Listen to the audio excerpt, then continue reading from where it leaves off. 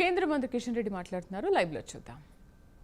అంతేదో అభివృద్ధి జరిగినట్టు, తెలంగాణ వచ్చినటువంటి 14 నెలల్లో ప్రజల జీవితాల్లో మార్పు వచ్చినట్టు, ఇచ్చినటువంటి హామీలు అమలు జరిగినట్టు, ఈ రాష్ట్రంలో ఉన్నటువంటి యువతకు ఉద్యోగాలు ఇచ్చినట్టు, ఈ రాష్ట్రంలో ఉన్నటువంటి రైతులందరూ కూడా మరి అందరికీ అన్ని రకాలుగా సహకారం అందించినట్టు, మహిళలకు సహకారం అందించినట్టు ఈరోజు రేవంత్ రెడ్డి ప్రసంగం ఉన్నది. నేను ఒకటే మనవి చేస్తా ఉన్నాను. ఆయన చెప్పాడు ముస్లింలు బీసీలుగా చేరిస్తే తప్పేంటి అని.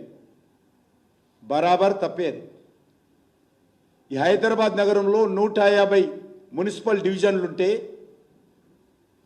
అందులో 50% సీట్లు బీసీ సామాజిక వర్గాలకు రిజర్వ్ చేస్తే కార్పొరేషన్లో కార్పొరేటర్లు, అందులో 30% పైన అంటే 30 సీట్లకు 50 సీట్లలో 30 సీట్లకు పైగా మజ్లిస్ పార్టీ అభ్యర్థులే గెలిచినటువంటి పరిస్థితి హైదరాబాద్లో ఉంది. ఈ ప్రమాదాన్ని మేము హెచ్చరిస్తున్నాం. గతంలో కూడా బీసీడీలో కొంతమంది ముస్లింలు కులపరంగా వెనుకబడినటువంటి వాళ్ళు ఉన్నారు. కానీ ఈరోజు రేవంత్ రెడ్డి మొత్తం ముస్లింలు ఉన్నటువంటి 99% మందిని బీసీలుగా తీసుకొచ్చి బీసీలలో కలిపి బీసీలకు అన్యాయం చేస్తుంటే తప్పకుండా ప్రశ్నించాల్సినటువంటి బాధ్యత అన్ని రాజకీయ పార్టీలు ఉంది. కాబట్టి మేము మాట్లాడుతూ ఉన్నాం.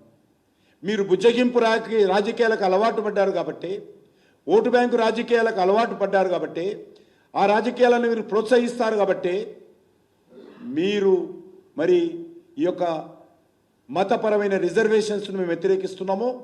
బీసీల రిజర్వేషన్స్ మేము ఎప్పుడూ వ్యతిరేకించలేదు. ఒక ముఖ్యమంత్రి స్థాయిలో ఉన్నటువంటి వ్యక్తి ఈ రకంగా దిగజారి మాట్లాడడం, పచ్చి అబద్ధాలు మాట్లాడడం, పచ్చి మోసపూరితమైనటువంటి మాట్లాడడం, మరి కేసీఆర్కు రేవంత్ రెడ్డికి ఏమాత్రం తేడా లేదు. కేసీఆర్ కూడా అదే విధంగా మాట్లాడేటువంటి వాడు, అదే నడవడి, అదే పద్ధతి. ఈరోజు రేవంత్ రెడ్డి కేసీఆర్ నుంచి పునికి పుచ్చుకున్నట్టుగా ఈరోజు మాట్లాడుతూ ఉన్నాడు. పచ్చి అబద్ధాలు, ఒక్కటి కూడా ఆయన మాట్లాడిన దాంట్లో నిజాలు లేవు అనే విషయాన్ని సందర్భంగా మనవేస్తున్నాను. భారతీయ జనతా పార్టీ చాలా స్పష్టంగా బీసీ జనాభా సేకరణకు అనుకూలంగా ఉందని ప్రకటన చేశాం. ఎక్కడ కూడా మేము వ్యతిరేకించలేదు. మరి ఈరోజు ఆయన చాలా విషయాలు మాట్లాడాడు. ఈ యొక్క అమెరికాకు సంబంధించి ఎవరైతే అమెరికాలో దాక్కున్నటువంటి ప్రభాకర్ రావు, అదేవిధంగా వారిని భారతీయ జనతా పార్టీ రక్షిస్తుందని మేము మొదటి నుంచి కూడా అడుగుతున్నాం. మేము ఇప్పుడు కూడా హైకోర్టులో కేసు వేసాం. భారతీయ జనతా పార్టీని బాజాప్తా ఈ ఫోన్ ట్యాపింగ్ కేసు ఏదైతున్నదో అది సిబిఐకి ఇవ్వాలి.